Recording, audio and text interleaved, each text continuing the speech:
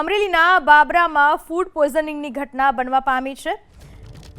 દરેડ ગામે ફૂડ પોઈઝનિંગની ઘટના। દરેડ ગામે લગ્ન પ્રસંગે બપોરના જમણવાર બાદ ફૂડ પોઈઝન થયું। જમણવાર બાદ લોકોને અસર થઈ। 50 થી 60 વ્યક્તિઓને ફૂડ પોઈઝનિંગની અસરથી બાબરા સિવિલ હોસ્પિટલમાં ખસેડવામાં આવ્યા છે। અન્ય દર્દીઓને ખાનગી હોસ્પિટલમાં લઈ જવામાં આવ્યા। હાલમાં તમામ દર્દીઓની તબિયત સુધારા ઉપર છે। બાબરા તાલુકાના દરેડ ગામમાં આજે એક લગ્ન પ્રસંગે ફૂડ પોઈઝનિંગના કેસીસ થયા।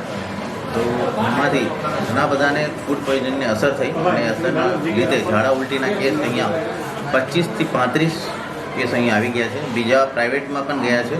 લગભગ 50 થી 60 માણસોને અસર થઈ એવું વર્તારો છે અને અહીંયા જેટલા આવ્યા બધાને જેને બાટલા ચડાવવાની જરૂર હોય બાટલા ચડાવે, જેને ટેબ્લેટ આપવાની જરૂર હોય ઇન્જેક્શન આપવાની, બધાને ફૂલ સર્વિસીસ અને સેવાઓ આપવામાં આવી છે અને બધા રિકવરી। કોઈ પેશન્ટ સિરિયસ નથી અને કોઈને રિફર પણ નથી કર્યા। બધા અહીંયા કેસ મેનેજ કરી લીધા છે।